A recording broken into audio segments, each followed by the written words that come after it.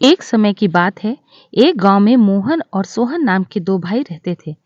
उनके माता-पिता कुछ समय पहले ही एक दुर्घटना में चल बसे थे। अब दोनों भाई एक ही दूसरे का सहारा थे।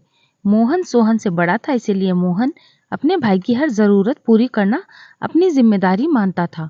वो चाहता था कि सोहन अच्छा पढ़ लिख कर नौकरी करे, इसीलिए मोहन दिन रात मेहनत करके उसके पैसे कमाता था और उन पैसों से सोहन की पढ़ाई का खर्चा उठाता था। मोहन एक कारखाने में काम करता था। कारखाने का काम खत्म करके वो चाय की दुकान खोलता था ताकि कुछ और पैसे कमा सके, जिससे सोहन की फीस और उसकी ज़रूरतें अच्छे से पूरी कर सके।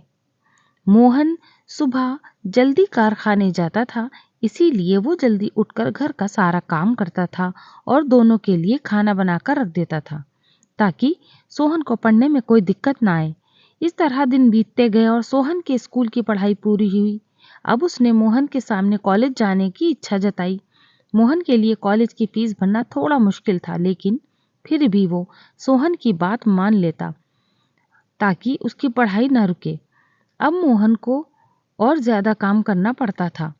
मोहन रात को 12 बजे तक कारखाने और चाय की दुकान वाला काम खत्म करके घर आता था और सुबह जल्दी 5 बजे निकल जाता था।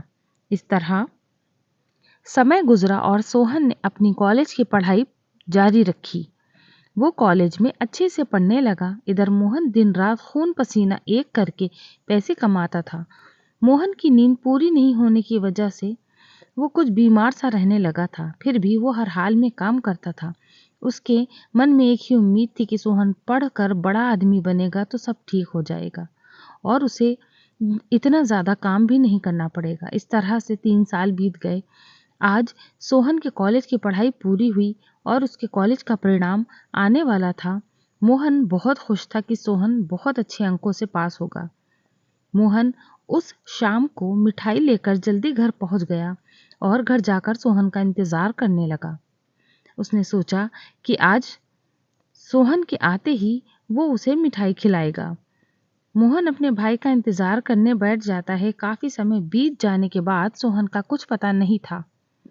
मोहन बार बार दरवाजे पर जाकर देखता रहा।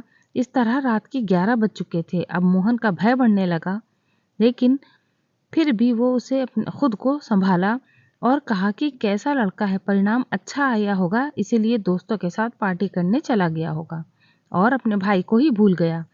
वो मन को बहलाने लगा। अब तो काफी समय हो गया था।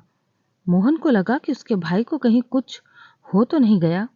वो डर गया। कुछ देर बाद कोई दरवाजे पर आया।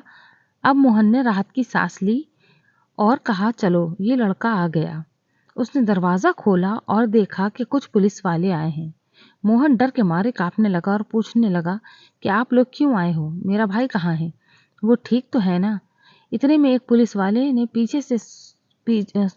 के पीछे से सोहन निकला और मोहन के पैरों में पड़ गया। मोहन ने उसे उठाकर गले से लगा लिया और कहा, भगवान का शुक्रिया कि तू ठीक है, मैं तो बहुत डर गया था।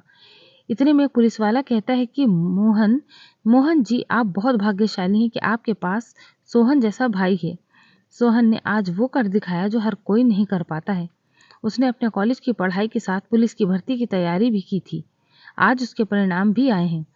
सोहन ने दोनों परीक्षाओं में बहुत अच्छे अंक प्राप्त किए हैं। कुछ दिन बाद उसकी ट्रेनिंग शुरू होगी और फिर नौकरी पक्की हो जाएगी। ये सुनकर सोहन ने कहा कि भाग्यशाली तो मैं हूँ जिसने जिसने ऐसा भाई पाया है।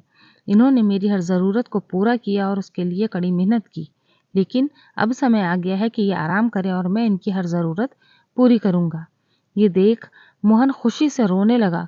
दोनों भाई आपस में गले लगे। पुलिस वालों ने उन्हें बधाई दी और सबने मिठाई खाई। सीख, परिस्थिति कैसी भी हो, लेकिन कभी मेहनत करना मत छोड़ो। एक दिन आपको सफलता ज़रूर मिलेगी।